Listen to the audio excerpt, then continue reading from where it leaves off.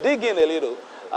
Governor, Your Excellency, let's start this last lap by saying you have established that you are not shifting ground in terms of your stance, in terms of moving it to the chairmanship position, national chairmanship position of your party to the south.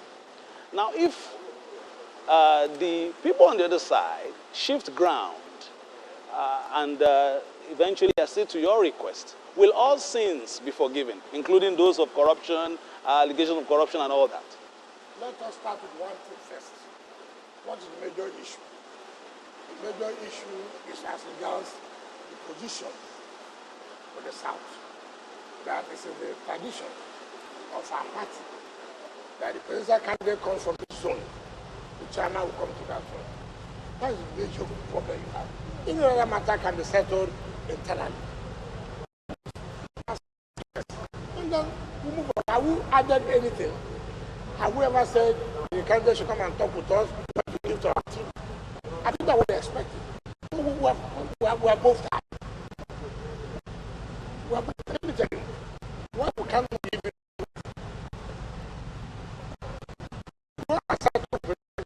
Give you this. He would agree. He enters as a president. He can sack you. So what is that? Why do I give myself? I will not do that.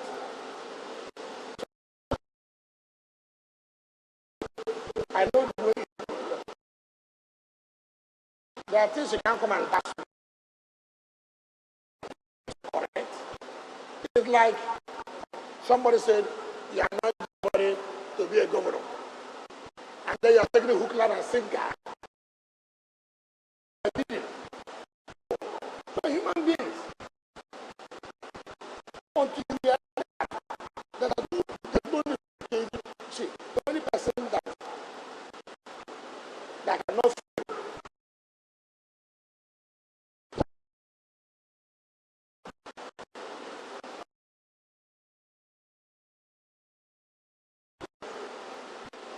For me and my team, we do the right thing. I'm not going to interfere in whatever you want to do. The time I met with the candidate, I told him, I will not be a minister. I will walk. I won't do it. Angling for things for you to get, like most of them are doing. I will not do it. To the glory of God, I thank him. I thank my Almighty God. I was chairman from 1999. At the same time, I became a chief of staff. I became now a governor. For Christ's sake, can't you thank God that He has overdone for you? You are not the only one that He will so love. So I'm not that kind of person. So do this one. It's for the people of the South. Give them their position. If taking the presidential candidates, give the chairmanship to the South. That is what we agree. Agreement is an agreement. All right, Mr. Governor, with these issues on back and forth, are there some kind of overtures or moves from other political parties to woo you over or even put pressure on you either to come to their party or work for them by any means? Do you receive any kind of vibes from other political parties? Who will see me and my people that will not go and lobby us? Why are you saying? Tell me who will see the vice state governor and the other members of our team that will not lobby them? Well, I mean, you see a beautiful girl, people rush to that beautiful girl, their house, sort of thing. That does not mean that if the beautiful girl makes mistake and rushes into something that will put her into trouble, that's why you see sometimes marriages collapse within. Today you did the marriage, after 2 months it has collapsed. You find out that it is fake, right? So people will come to us. Are people not going to our own candidates? Our candidate is also talking to other people in other parties now. That's politics. So you want me to deny nobody's coming to me? And so that I'm afraid of distraction. Your Excellency, so that we have some little time to also ask questions about governance issues generally in Rivers State. Maybe this should be the last question on politics. When is the PDP in Rivers State starting its campaign? When? Yes. When And do you- how ready are you? What is called campaign? We are campaigning. How are we campaigning? Project. Now, as we come back from Abuja on 21st, another round of projects, commissioning. The cancer center, this road, this one, that one. That's what we are talking about, campaign. Because people will ask you questions. What did you do? When we go to Akokoto now, the people will say, sir, we'll vote for your party because you told us you do the Obodobo Bridge, you have done it. Sir, you told us you do the ring road, you have done it. Sir, you told us you will do the Obodobo something, yeah, you are doing it. Sir, you told us you put the school back, you have done it. That is campaign, right? Now, you go to mention the local governments. Mention them. That is campaign. Campaign is not to go to the podium and tell lies. Electorate should ask people who are coming. Ask them. You told us you would do this. How far? You told us you would do this. How far? Challenge PDP River State. You made a promise to us. Every local government will have an impact. Yes. Mention one local government out of 22 local government that has no impact on this administration. I challenge any local government. Let them go on newspaper. Let them go on national television. To say, as I speak to you today, we have no impact. We have no impact on this PDP administration. I challenge that local government. It's not easy for a politician to come out on national television to say he challenges any local government. Is it school or is it, you must get school, you must get hospital, or if you have not got a road, mention. So this is what we call, in fact, okay, let me tell you, I just got a text. There's one road in Emohua local government, Mbutanwa Road. That road is the community of Senator Andrew Ibonule Uchendu. He is, when he says, I don't know how to call it, unrepentable supporter of my predecessor. Former senator, former House of Reps, member. He was in the government of my predecessor, 8 years. His community had no road. No road in the Emohua local government. Today, even if it's the community is a rural area, go there now, street light with a road constructed by Julius Berger. So I'm going there to commission the project. And I'll be dancing. Your son was there. He had the opportunity. He couldn't do it. I have done it. Who would they believe? Well, My predecessor, he had his commissioner of lands from Omarelu. When I was there, the commissioner asked his governor, please sir, help me, let me do the internal roads of my community. I'm a commissioner. He's running for House of Reps now. I have gone to the community, Omarelu. I have done the internal roads. I will go to the community of Omarelu. Your son was here. I have come. I promise you. so it's also to score political points as well. No, it's not about political points. First of all, are the people happy? Before you talk about political points. It's when the people are happy, you score political points. When the people are not happy, we don't score political points. Do the thing for them, then you get the political advantage. Not political points. No. So do something for them. That can make you get a political point or political advantage. But if you don't do anything for the people, how do you get a political advantage or political point? Right. What makes you to have a political point? It is what you have done for the people. Well, this rain, I think it was also meant to be a reminder of the fate of a lot of communities in River State that are flooded currently. I mean, seeing the sights, the images, they're really sorry images of the people. I know you announced 1 billion naira for those people who have been affected by flood. I know you raised a task force. Perhaps there was a meeting yesterday, but what is the process really of ensuring that these monies are dispersed to the people, the right people, to ensure that at least there's some alleviation? Let me tell you, I like supervision. It's unfortunate. It's a natural disaster. It happens every year to us. And so River State is not different from what happened in other, those who are very close to River Niger and the rest of it.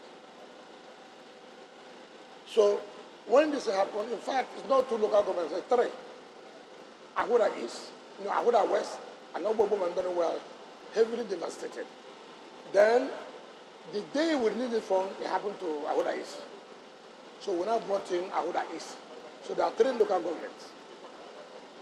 I set up this task force. Ordinarily, if the deputy governor was around, she would have headed the task force. But because she traveled, and so we have to sort of, we didn't want to say, oh, Ministry of Special Duties, who normally takes care of these emergencies, should have the signal. It will be a task force. And the money will be domiciled in government house. So I will know how they are spending the money. I don't want the situation where you say, you send the money to special duty, or this happened, that happened. I don't want that. I must know, yes, how did you spend this 1 billion? When did you bring? I will approve. And you are spending. Yesterday, they brought paper for how much? For their logistics to move in there and there and there and there. They brought the number for 55 million. I approved 45 million. I said, this is not justified, it's not justified, it's not justified. So release 45 million to them. Go for the logistics you want to do. When they go, they will assess and they will meet the community and talk with them. They are not going to dash communities money. They are going to send relief materials. What do they need? There are things, you see, the problem with government sits on its own and sends relief materials. We don't know what the people really need. What do they really want as their own need now? And they will tell you, when they tell you, sir, what you need is materials, foam, this. Then you have heard from them directly. Then you go and purchase and send to them. Nobody is going to be paid 1 naira. Don't do that. But if you try that, you will cause a lot of crisis. So if you go to Obo, the communities affected, what are their immediate needs? Then the committee rules. They are working with the council chairman of these 3 local governments, because they are the ones that will know the communities that are fully affected. And from there, also, as in terms of expanding, in terms of making sure that these things get to the communities, we have handled it. I can assure you that there will be no kind of, when government said they will release social amount of people outside say, are you sure? Are you sure it's not part of the world siphoning money? That's what, I'm sure too. That's what, my pay after. You can't read my mind, Your Excellency. That's not fair. Only God can read our mind. No, but it's true. Because you see, sometimes some people in government, and that's why there's no more trust in government. Yeah. People have seen that when you say you are donating 1 billion naira, sometimes the way of carrying people, carrying government money, and you say, oh, I spent it on the community. No. But from preliminary reports we are getting, are you likely to be asking for federal government support as well, like other states? But generally, I don't need to ask. Considering the fact that we have the ecological fund. But they have NEMA. Yeah. They have NEMA. Ecological fund has to do with erosion, not of flooding. NEMA is an agency that takes care of emergencies like all this flooding, right? So, it is a responsibility of federal government. Mind you too, if they have to do with water, the state government has no control. Mind you, there's no control. And we find ourselves just like in Florida. in where this place in America, every year you see these hurricane, Hurricanes. Hurricanes. it is not their fault. There's nothing they can do about it. We're just to take steps in order to see that their citizens don't suffer. But our problem in our own country is that nobody, they'll say, oh, prepare. Prepare what? To move. What have you done for them to move? You've not done anything. Well, in order to prevent this in future, I mean, speaking to some of the community members, they said that, when they were younger, the water level, as it used to be, has dropped because perhaps there's now more sand in the channels and maybe it needs dredging such that there can be That is more another problem. capacity for the water. I agree with you. I asked, what is this problem that we cannot dredge River Benue and River Niger? Each time I overfly Benue, you cry. Look at the sand, which is another source of making money. Yeah. We wouldn't have had this problem to this extent if we dredge River Benue, River Niger continuously. But the politics, I do not know. I can't understand it. Today, you hear the waters look at the dredge Calabar. Today, all kinds of politics. Who is interested for River Niger, for River Benue not to be dredged? That will cause so much hardship to our people. How can a government, from time, not this government alone, even the last government, refuse to dredge River Niger? I heard sometime that they awarded the contract of dredging Calabar River. What happened? Where is the money? You see, you need leadership. You need people who can say, no, this can't happen. Where is this money?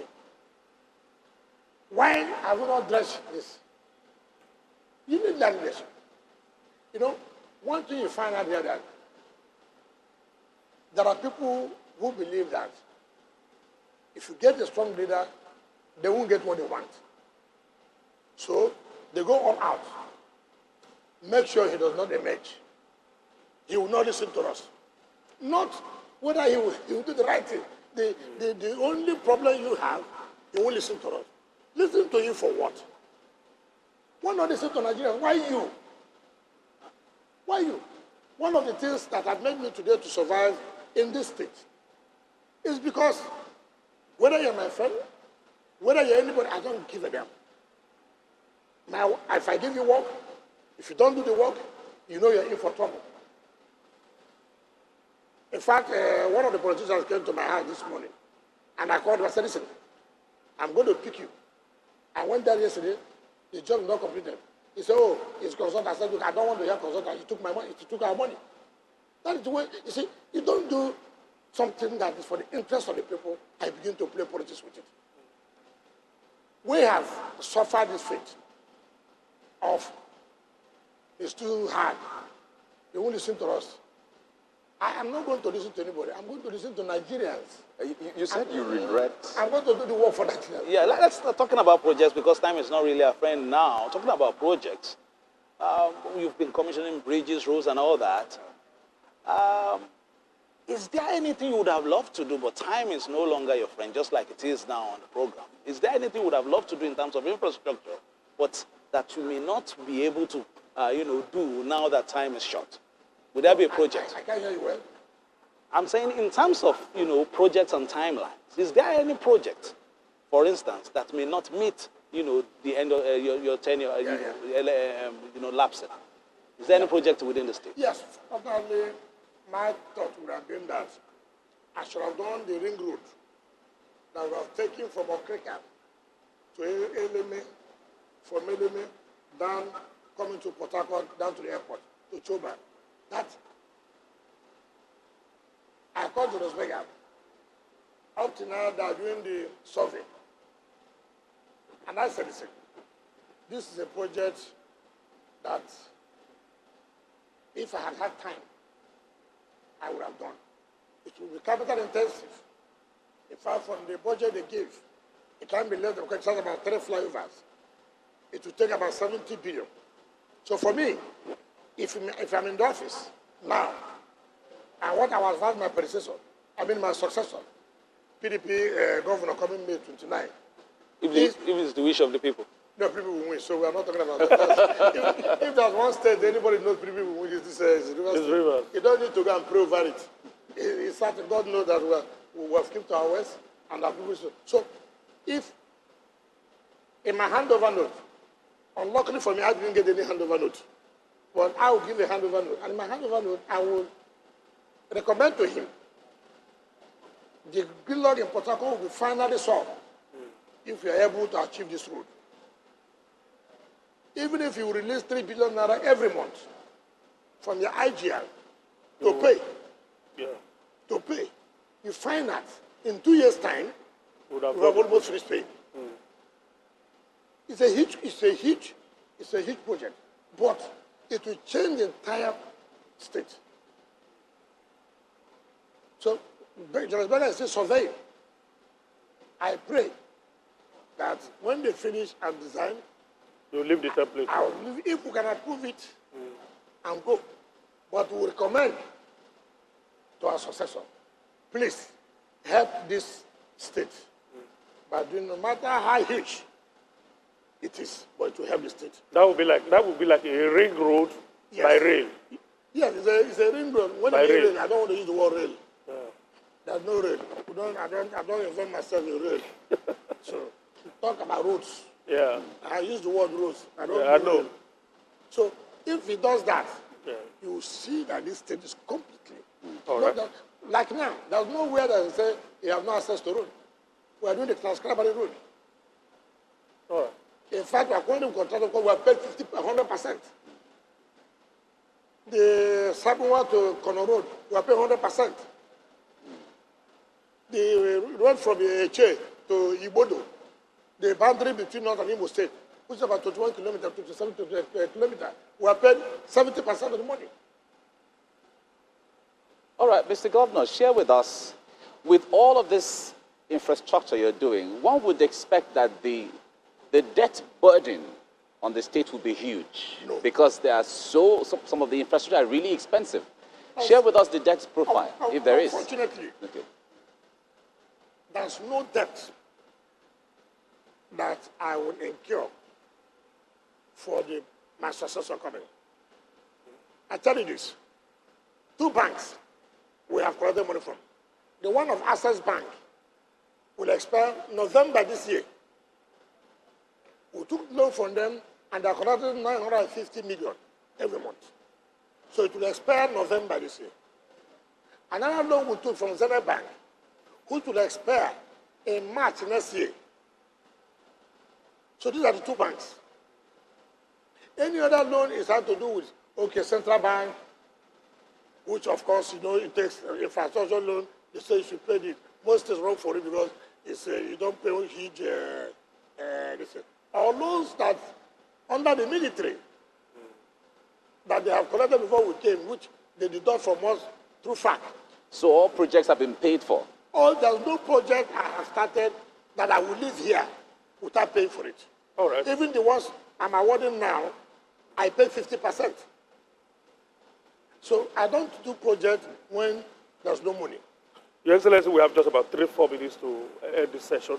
And let's end on developmental note. Recently, you signed 3 laws. You signed the River State prohibition of the curtailment of women's right to share in family property, law number 2 of 2022. You also signed the River State compulsory treatment and care of victims of gunshot law number 3 of 2022. Then there's River State pension reform amendment law number 4. But the first one is of interest to so many people. Yes, in fact. Are you saying that this has been a problem in River State all these years?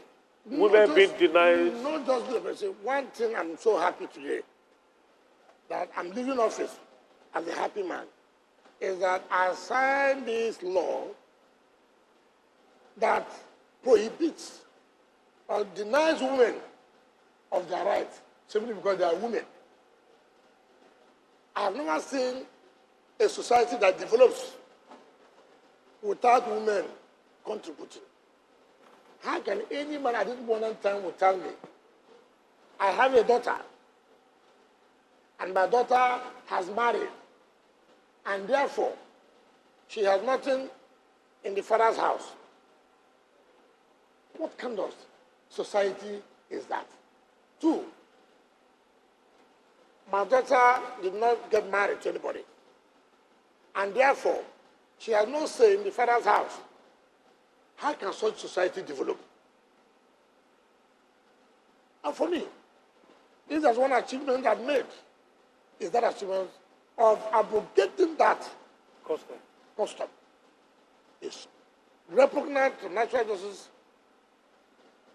I mean, natural law, equity, and justice. How can you, anybody, look at you have a daughter, you sent her to school, very intelligent girl. She has a master's, she has a PhD. And then you have even the boys who don't even do well. And then all they're interested is all because the father has something. They begin to do whatever. And then the girl that made you proud, because she's a child, she's a girl, she's not entitled to anything. I will not accept that. Why did I send her to school? 2, even in political offices, it's very difficult, I can tell you. Forget about the men who come out on national television to preach. In this state, it has been a problem for me. To make a woman a councillor is a problem.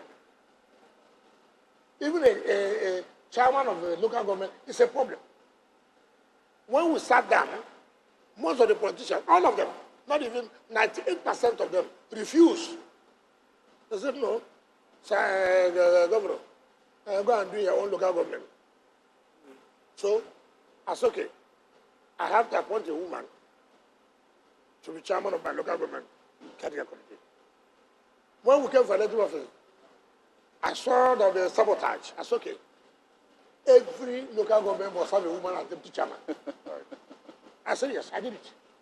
2, every local government must have at least not less than 4 or 5 women councillors. They were murmuring. I said, sorry, too bad. I mean, I can't understand a society where, look, I can tell you the truth. When I was from executive council, the ladies there were one of the best, I can tell you. And I'm sure you can even speak to that because your wife also has proven to be... Yes. Okay, now see, I have a wife. Doing very well, intelligent woman, a judge of the High Court. And then you tell me she had no rights in her family. What kind of situation is that? Oh dear. Who allows that? Yeah. So today I'm happy. If I'm going with anything, that's one that I have. So women now can go now and challenge any so-called custom that said they don't have a right over their father's property. Your Excellency, you're talking about now. going, since we are going around. Because of time. Just one thing, you are going to retire. We don't have the time anymore. We don't have the time anymore. Okay. We have to wrap up now. I know it's always quite interesting speaking with you, but we have to wrap up right now. Perhaps we'll do this another time. So on behalf of my colleague from the NTA, from the TVC, from AIT, and of course here, Channels Television, the news leader, I would like to thank you so much for your time. Perhaps we'll do this another time. So thank you very much. I wish you the very best. Well, so that's been the program. Yes, always interesting speaking with Governor Wike, but we have to run. Till then, goodbye.